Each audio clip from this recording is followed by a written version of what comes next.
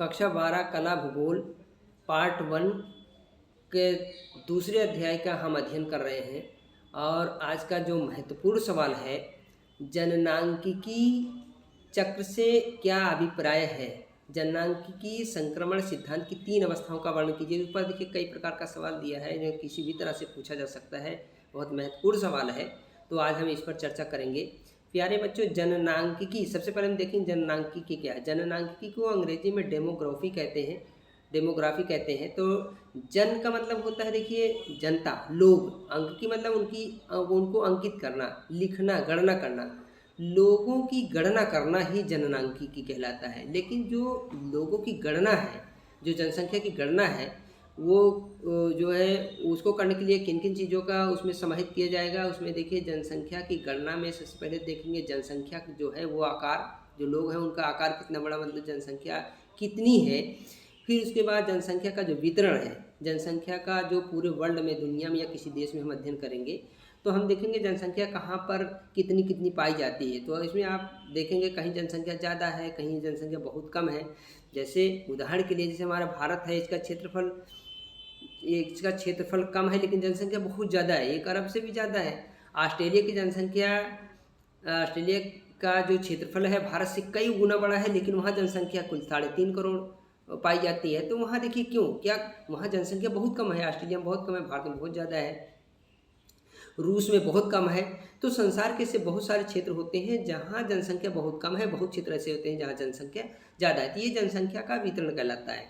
तो जनसंख्या जननांकी में क्या पढ़ना पड़ेगा, हमको पढ़ना पड़ेगा इसमें जो है जनसंख्या का आकार, और उसके बाद जनसंख्या का वितरण। फिर इसमें देखेंगे ये जनसंख्या के वितरण को प्रभावित करने वाले कारक, यानी किन कारणों से जनसंख्या कहीं पर ज़्यादा है और कहीं पर कम है। अगर ऑस्ट्रेलिया में जनसंख्या कम है तो क्यों है, भारत में जनसंख्या ज़्यादा है तो क्यों ज़्यादा है, रूस में जनसंख्या कम है तो क्यों ज़्यादा है। तो ये इसका जो भौगोलिक कारक होता है, उन कारकों का हम अध्ययन करेंगे। भौगोलिक कारक जैसे आपने देखा होगा, जैसे जो है भूमि की बनावट है, और उसके बाद जो है शिक्षा है, और पर्यावरण है, प्राकृतिक जो पर्यावरण है, उद्योग धंधों का विकास है, तो ये समतल भूमि है। तो ये बहुत चीज़ें हैं, पानी जल की उपलब्धता है, बहुत सारे कारण होते हैं जैसे जनसंख्या कम ज़्यादा पाई जाती है। तो इसमें हमें क्या है, जनसंख्या का आकार पढ़ना है, उसके बाद जनसंख्या का वितरण पढ़ना है, जनसंख्या के वितरण को प्रभावित करने वाले कारक हैं उनका अध्ययन करना है, जो जन्म दर है, मृत्यु दर है, आवास है, प्रवास है, देश के जो है किसी देश विशेष की जो जनसंख्या के प्रति क्या पॉलिसी है, ये बहुत सारी चीज़ों का अध्ययन जननांकी में किया जाता है। आप ये समझ सकते हैं कुल मिलाकर कि जनसंख्या की पूरी गणना की जाती है, ये जननांकी कहलाता है। और उससे फिर निष्कर्ष निकाले जाते हैं, उस पर फिर जो है विभिन्न प्रकार का उसके जो उससे आने वाली समस्याएं हैं उसको समाधान ढूंढे जाते हैं। तो ये बहुत सारी चीज़ों का अध्ययन इसमें किया जाता है। लेकिन इसमें कह रहा है कि जननांकी चक्र से क्या अभिप्राय है। देखिए जननांकी चक्र क्या है, डेमोग्राफी साइकिल, जो साइकिल क्या है। तो जननांकी चक्र की इसमें हम आगे पढ़ेंगे। जननांकी चक्र की 3 अवस्थाएं हैं। तो इसकी जो मूल थीम है उसको हम देखिए ध्यान से देख लेते हैं। जो इसकी मूल थीम है, इसमें क्या है, इस सिद्धांत के अनुसार क्या होता है, जब समाज ग्रामीण खेतीहर अशिक्षित अवस्था से उन्नति करके नगरीय औद्योगिक साक्षर बनता है, तब किसी प्रदेश की जनसंख्या उच्च जन्म दर और उच्च मृत्यु दर से निम्न जन्म दर निम्न मृत्यु दर में परिवर्तित हो जाती है। देखिए ये कह रहा है कि जब देखिए प्राचीन काल में अगर आप देखेंगे जनसंख्या का, अगर प्राचीन जो है इसका अध्ययन करेंगे, तो प्राचीन काल में क्या था, प्राचीन काल में लोग गाँव में रहते थे, गाँव ही था, शहर तो था ही नहीं। लेकिन धीरे धीरे वो ग्रामीण में रहते थे और खेती का काम करते थे, जीवन यापन करते थे, अशिक्षित थे, यानी बहुत बैकवर्ड, बहुत पिछड़े हुए थे, लोगों को कोई ज्ञान नहीं था।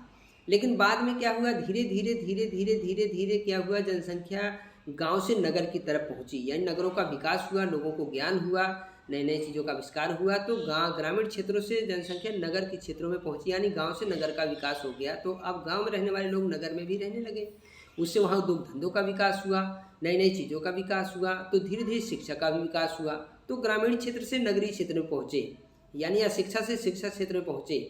तो इससे क्या होता है, जब साक्षरता बढ़ती है, ये चीज़ें ज्ञान बढ़ता है, तो उससे क्या होता है, जो हमारी जन्म दर है वो भी प्रभावित होती है, मृत्यु दर वो भी प्रभावित होती है। पहले उच्च जन्म दर थी, उच्च मृत्यु दर थी, यानी ज़्यादा लोग पैदा होते थे, ज़्यादा लोगों की मृत्यु हो जाती थी, जनसंख्या वृद्धि नहीं होती थी। लेकिन जब लोग ग्रामीण क्षेत्रों से नगरीय क्षेत्रों में कन्वर्ट हो जाते हैं, शिक्षा का असर बढ़ जाता है, तो उससे निम्न जन्म दर और निम्न मृत्यु दर हो जाती है। यानी शिक्षा के कारण जन्म दर भी कम हो जाती है, मृत्यु दर भी कम हो जाती है, क्योंकि चिकित्सा सेवाओं का विकास हो जाता है, तो उससे मृत्यु दर भी क्या हो जाती है, कम हो जाती है। तो ये इसका मूल थीम था। ये सभी परिवर्तन अवस्थाओं में होते हैं, यानी एकाएक नहीं होते हैं, अवस्थाओं में होते हैं, स्टेप बाय स्टेप होते हैं, जिन्हें सामूहिक रूप से जनांकीय चक्र के रूप में जाना जाता है। इस सिद्धांत का उपयोग किसी क्षेत्र की जनसंख्या का वर्णन तथा भविष्य की जनसंख्या के पूर्वानुमान के लिए लगाया जा सकता है। जननांकीय संक्रमण चक्र की 3 अवस्थाएं हैं जो वैश्विक दृष्टि को इस चक्र से माध्यम दर्शाती है। देखिए, आप ध्यान से देख लीजिए, पहली अवस्था है इसकी जननांकीय संक्रमण की, जो जननांकीय संक्रमण की हमारी पहली अवस्था है, ये प्रथम अवस्था है। तो प्रथम अवस्था में आप देखेंगे, इस अवस्था में अधिकतम लोग कृषि कार्य में लगे। पहली अवस्था जो क्या है, जनसंख्या सबसे पहले क्या थी, वो जो है प्राथमिक कार्यों में लगी थी, खेती में लगी थी, जिसके कारण यहाँ जो है लोग अशिक्षित थे। पहली अवस्था, यानी जब इस धरती में मनुष्य पैदा हुआ और उसके बाद जब वो धीरे धीरे उसको ज्ञान हुआ, तो खेती में लगा, बहुत लंबा समय तक खेती में रह के काम करता था। कोई जो है लोग धंधों का विकास नहीं हुआ था, लोग अशिक्षित थे और जंगल में रहते थे। तो ये इसकी पहली अवस्था थी। तो जिसके कारण अशिक्षा, प्रौद्योगिकी, निम्न स्तर, जनसंख्या वृद्धि धीमे, जीवन प्रत्याशा निम्न पाई जाती है।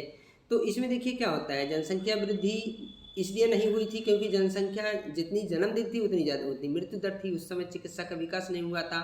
तो इस वजह से क्या होता था, विभिन्न प्रकार की अकाल महामारी आती थी और जो है जनसंख्या बहुत ज़्यादा, लोग जो है मृत्यु को प्राप्त हो जाते थे, मृत्यु हो जाती थी। तो जनसंख्या जैसे बढ़ती थी वैसे उसकी जो है वैसे उसकी मृत्यु होने के कारण जो मृत्यु दर थी वो ज़्यादा थी, तो इस वजह से जनसंख्या बढ़ नहीं पाती थी।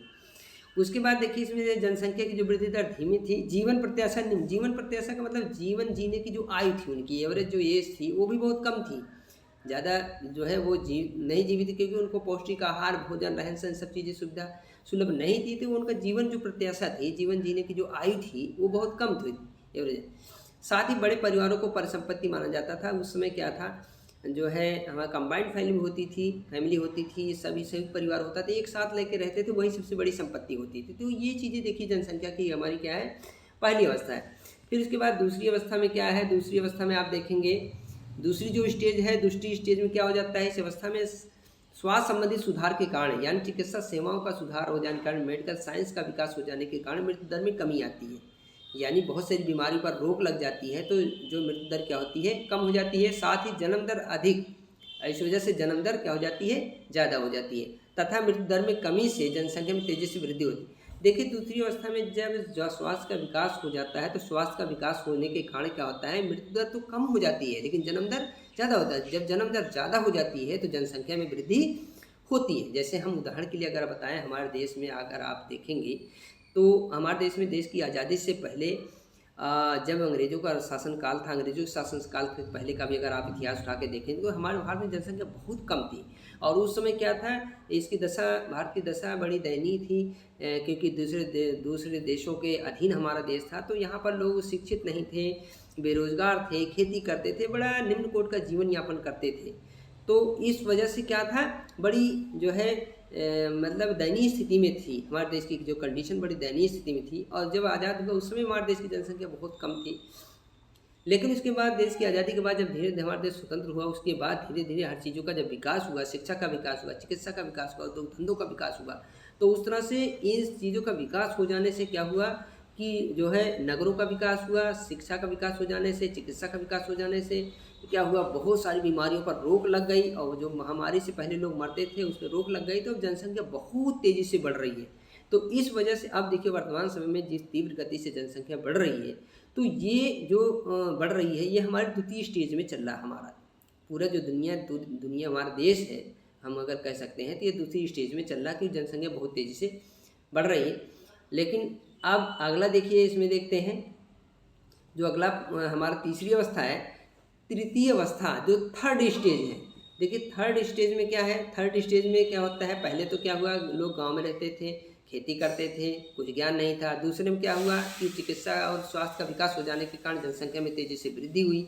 और तीसरी स्टेज जब हमारी आ जाती है, तीसरी स्टेज में देखिए, इस अवस्था में जनसंख्या शिक्षित और नगरीय हो जाती है।